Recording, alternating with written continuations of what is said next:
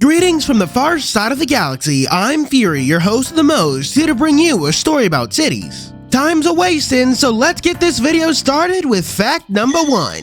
Did you know you can zoom out on the home screen? Yeah, you can see the entire map and get rid of the banners that way. It's not super useful, but hey, you can do it, I guess.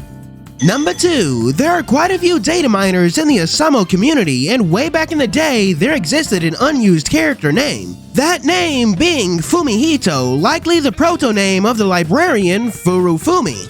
Number 3, you know that green lady from the Starbucks cups? Well, that's actually Melusine, from the myths at least. Number 4, the most common attribute for world reps is unsurprisingly world, with 10 to 12 of them having that attribute. An unsurprising factoid, I know, but I do have something more exciting for number 5.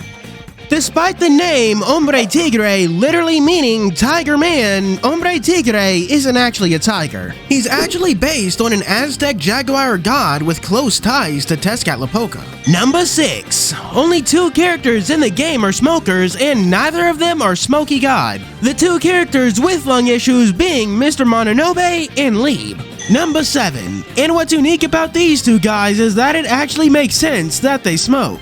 Lieb can use his sacred artifact to push damage onto his environment, and Mononobe is aware of the loops and that he won't have to actually deal with the problems. Number 8. The 3 major guilds of Shinjuku are unique for their guildmaster not being completely Japanese. Claude is part Italian, Licht is part German, and Jacob is part American. Although I suppose this fact is broken, with Maria becoming the new guildmaster of the missionaries, which is fact number 9, BT dubs. And speaking of the 3, well, 2 and 1 former guildmasters, let's discuss who they're based on. Number 10, Claude is based on the Roman Emperor Nero Claudius. Number 11, Jacob is based on Jacob from the Bible who wrestled an angel. And number 13, Licht is based on... You know what? Let's move on to fact number 14. While Licht does appear to be based on, a failed German painter, he also appears to be based on Heinrich Schliemann, who discovered the remnants of Troy, of which his artifact, Trojan Legacy, appears to be based on.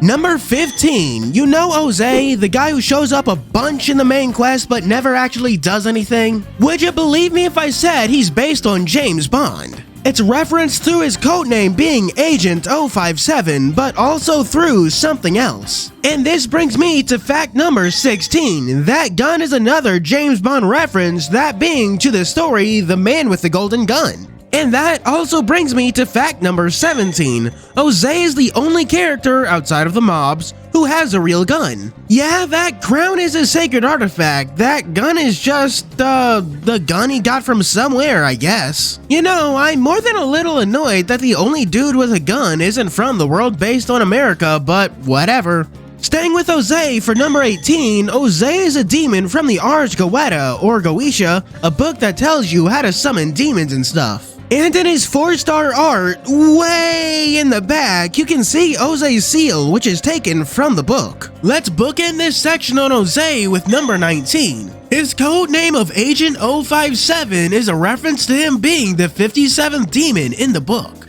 And for number 20, do any of you remember the Year of the Bulls event?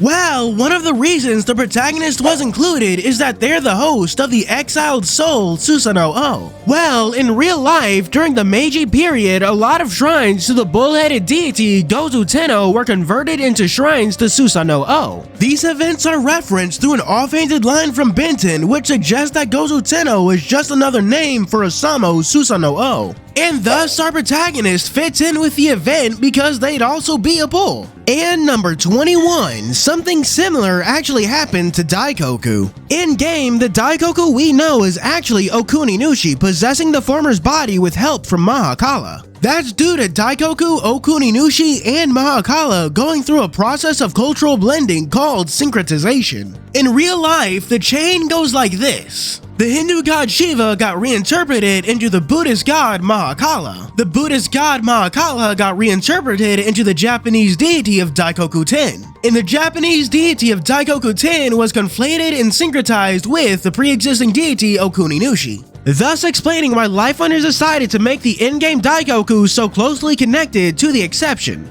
Number 22, while Shinjuku Academy does have a uniform, its students aren't required to wear it. That's why Moritaka can get away with his blue, although I wish he got a uniform alt like Tsukuyomi. Let's keep this talk of the Akenshi going with number 23, Tadatomo. As for this one, it was revealed in the Sumopedia that he's actually a Kaiken dog. Number 23 will be Yasuyori, and you've probably already guessed that he's a German Shepherd. A fitting choice since German Shepherds have a long history of military service.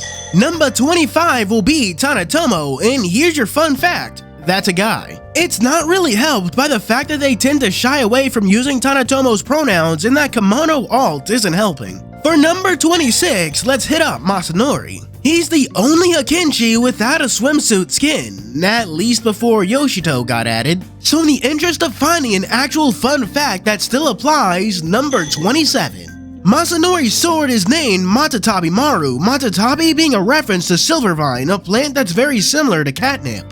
Number 28 will be Yoshito, and his fun fact is that he and Masanori are the only two Akenshi who carry their beads openly. Moritaka and Tadatomo don't show theirs, and Tanatomo's and Yasuyori's are probably in their charm pouches. That finishes up our Akenshi coverage if it wasn't for fact number 29. Liferunners released a promotional art a while back that actually shows the next Akenshi. Because the peony is on his face, we can only presume that the next Akenshi will be Nobumichi. Since we covered all the Akenshi, I'd be remiss not to cover Shino for number 30. Shino had the first all-round 5-star in the game thanks to his limited Valentine's unit. Although I am kind of sorry to say that I've gotta end it here. You may have heard it in my voice, but I kinda got sick. This is only like 2/3 of the original script, so I guess we're turning this into a two-parter. So why don't you like and subscribe, check out my Ko-fi and Patreon, and leave a comment with whatever fun facts you want in the other half.